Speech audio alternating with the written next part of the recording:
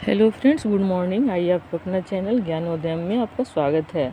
आज हम बात करने जा रहे हैं करंट के एक बहुत ही महत्वपूर्ण टॉपिक, जिसका नाम है दिव्यांग व्यक्तियों का सशक्तिकरण। इसके पहले आपने महिला सशक्तिकरण की बात सुनी होगी, तो उस कड़ी से आगे बढ़ते हुए आज हमने एक टॉपिक चुना है जिसका नाम है दिव्यांग व्यक्तियों का सशक्तिकरण। तो इसके बारे में जानते हैं कि इसका चर्चा में बने रहने का क्या कारण है, इसके समझ क्या क्या चुनौतियां हैं, क्या क्या सरकार के प्रयास किए जा रहे हैं और भविष्य में क्या संभावनाएं हो सकती है। इन्हीं चंद मुद्दों के साथ आज का हमारा ये प्रश्न है। तो आइए उत्तर प्रारूप को तैयार करते हैं कि 8 से 13 जनवरी 2024 तक गोवा में अंतर्राष्ट्रीय पर्पल उत्सव 2024 का आयोजन किया गया। तो पीटी पॉइंट ऑफ व्यू से तो सबसे पहले प्रश्न यही आता है कि अंतर्राष्ट्रीय पर्पल उत्सव किससे संबंधित है। तो दिव्यांग व्यक्तियों के सशक्तिकरण से। कहाँ आयोजित किया गया? तो गोवा में। यह उत्सव गोवा सरकार के समाज कल्याण निदेशालय के सहयोग से तथा भारत सरकार के सामाजिक न्याय और अधिकारिता मंत्रालय के दिव्यांगजन सशक्तिकरण विभाग के समर्थन से आयोजित किया गया। इस उत्सव के आयोजन का उद्देश्य संगीत, नृत्य और मनोरंजन में प्रदर्शन के माध्यम से दिव्यांगजनों की प्रतिभा का प्रदर्शन करना था। इसके साथ ही उत्सव के आयोजन द्वारा विकलांग व्यक्तियों की सामाजिक समावेशिता को बढ़ावा देते हुए उनके सशक्तिकरण का प्रयास किया गया। अब हम बात करते हैं कि भारत में विकलांग व्यक्तियों की स्थिति क्या है। तो विकलांगता शारीरिक, मानसिक, संज्ञानात्मक या विकासात्मक स्थिति को संदर्भित करता है जो किसी भी व्यक्ति के किसी सामान्य दैनिक जीवन से जुड़े कार्य गतिविधि को करने या उसमें शामिल होने की क्षमता को बाधित या सीमित करती है।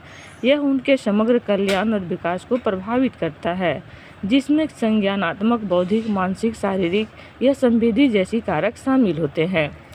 विश्व स्वास्थ्य संगठन के एक अनुमान के मुताबिक विश्व स्तर पर 15% आबादी किसी न किसी रूप की विकलांगता से ग्रस्त है। इसका 80% से अधिक हिस्सा निम्न और मध्यम आय वाले देशों में रहता है। वर्ष 2011 के जनगणना के अनुसार भारत में दिव्यांग व्यक्तियों की संख्या लगभग 2.68 करोड़ है। इस आधार पर हम कह सकते हैं कि भारत की कुल जनसंख्या में दिव्यांग व्यक्तियों का अनुपात लगभग 2.21% है। यदि हम इनमें महिला और पुरुषों की बातें करें तो क्रमशः 55 पुरुषों और महिला की क्रमशः 55.89% और महिला 44.11% है। देश के ग्रामीण क्षेत्रों में दिव्यांग व्यक्तियों की संख्या शहरी क्षेत्रों की तुलना में कहीं अधिक है। भारत में दिव्यांगों की कुल जनसंख्या में से लगभग 69.45% दिव्यांग जनसंख्या ग्रामीण क्षेत्रों में निवास करती है। शहरी तथा ग्रामीण क्षेत्रों के मध्य स्वास्थ्य सुविधाओं के असमान वितरण के कारण ही ग्रामीण भारत में दिव्यांग व्यक्तियों का अनुपात अधिक है। ये तो रहा कि दिव्यांग कहेंगे किसे, भारत में दिव्यांगिता का क्या पैमाना है। अभी तक जो हमारे सामने उपलब्ध आंकड़े थे उसके बारे में हमने जिक्र किया। अब हम बात करते हैं कि इन व्यक्तियों के सामने क्या क्या चुनौतियां हैं। तो सबसे पहले व्यवहार संबंधी चुनौतियां। भारतीय समाज में विकलांगता के प्रति गहरी रूढ़िवादी सोच व्याप्त है। समाज में विकलांगता को कलंक के रूप में देखा जाता है और विभिन्न स्तरों पर इन्हें भेदभाव का शिकार होना पड़ता है। यह नकारात्मक दृष्टिकोण शिक्षा, रोजगार और सामाजिक संपर्क जैसी मुख्य धारा की गतिविधियों में उनके एकीकरण में बाधा डालता है। दूसरा है पहुंच या आवागमन संबंधी समस्या। भारत के अधिकांश भौतिक बुनियादी ढांचे, सार्वजनिक परिवहन और डिजिटल प्लेटफॉर्म इस प्रकार से निर्मित है जो दिव्यांगजनों के समक्ष अक्सर पहुंच से संबंधित समस्याओं को उत्पन्न करते हैं। इससे दिव्यांगजनों का स्वतंत्र रूप से आवागमन करना मुश्किल हो जाता है। तीसरा है शिक्षा। गुणवत्तापूर्ण शिक्षा तक सीमित पहुंच और मुख्यधारा के स्कूलों में अपर्याप्त सहायता तंत्र दिव्यांगों के बीच कम साक्षरता दर के प्रमुख कारण हैं। दिव्यांगजनों के लिए आवश्यक विशेष शिक्षा सुविधाएं अक्सर अपर्याप्त या अनुपलब्ध होती है, जिससे उनकी शैक्षिक उन्नति में बाधा आती है। चौथा है रोजगार। सीमित कौशल विकास के अवसरों के कारण दिव्यांगजनों को लाभकारी रोजगार तक पहुंचने में चुनौतियों का सामना करना पड़ता है। कई दिव्यांग लोग कम वेतन वाली अनौपचारिक क्षेत्र की नौकरियों में कार्य करने को मजबूर होते हैं। अगला है स्वास्थ्य देखभाल। दिव्यांगों के लिए स्वास्थ्य सेवाओं तक पहुंच अक्सर सीमित होती है, खासकर ग्रामीण क्षेत्रों में। इसके अतिरिक्त देश में दिव्यांगों की विशिष्ट आवश्यकताओं को पूरा करने के लिए विशेष स्वास्थ्य देखभाल सुविधाओं और प्रशिक्षित कर्मियों की कमी देखी गई है। कानूनी ढांचा। भारत में विकलांग व्यक्तियों की अधिकतर अधिनियम 2016 जैसे कानून बनाए गए हैं, परंतु उनका कार्यान्वयन और प्रवर्तन अपर्याप्त है। कई दिव्यांगजन अपने अधिकारों से अनभिज्ञ हैं और निवारण तंत्र अक्सर दुर्गम या अप्रभावी होते हैं। ये रही हमारे समक्ष चुनौतियाँ। अब हम बात करते हैं कि विकलांग व्यक्तियों को सशक्त बनाने में संबंधित सरकार के द्वारा क्या क्या पहल की जा रही है।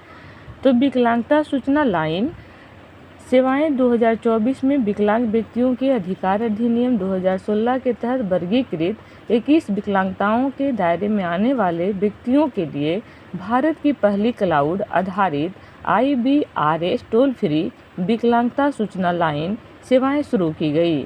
दूसरा है विकलांग व्यक्तियों को सहायक उपकरणों की खरीद फिटिंग के लिए सहायता योजना।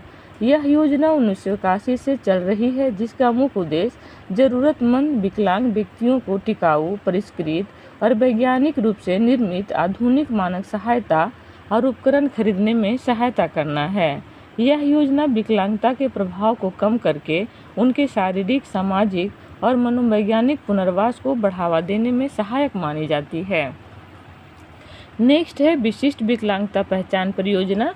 इस परियोजना को विकलांग व्यक्तियों के लिए एक राष्ट्रीय डेटाबेस बनाने के उद्देश्य से 2018 में लॉन्च किया गया। इसके अंतर्गत लाभार्थी को विकलांगता प्रमाण पत्र के साथ विशिष्ट विकलांगता ID कार्ड जारी की जाती है। सुगम्य भारत अभियान। इस अभियान की घोषणा भारतीय प्रधानमंत्री 3 दिसंबर 2015 को विकलांग व्यक्तियों की अंतर्राष्ट्रीय दिवस के अवसर पर की गई थी। इसका संचालन सामाजिक न्याय एवं अधिकारिता मंत्रालय के दिव्यांगजन सशक्तिकरण विभाग द्वारा किया जा रहा है। अभियान का उद्देश्य दिव्यांग व्यक्तियों के लिए देश भर में बाधा रहित और सुखद या अनुकूल वातावरण तैयार करना है। इसके तहत सरकार के सभी मंत्रालय अपने अंतर्गत आने वाले भवनों एवं अन्य ढांचागत सुविधाओं को दिव्यांग व्यक्तियों के अनुकूल बनाने के लिए प्रयासरत है। इसी तरह है विशिष्ट निःशक्तता पहचान पोर्टल, दीनदयाल दिव्यांग पुनर्वास योजना, सुगम्य पुस्तकालय और जिला विकलांगता पुनर्वास केंद्र। इसकी शुरुआत सामाजिक न्याय एवं अधिकारिता मंत्रालय के एक आउटरीच कार्यक्रम के रूप में हुई थी, लेकिन विकलांग व्यक्तियों के अधिकार अधिनियम 2016 के पारित होने और उसके प्रभाव का आकलन करने के बाद इसे एक नियोजित योजना के रूप में बहाल किया गया।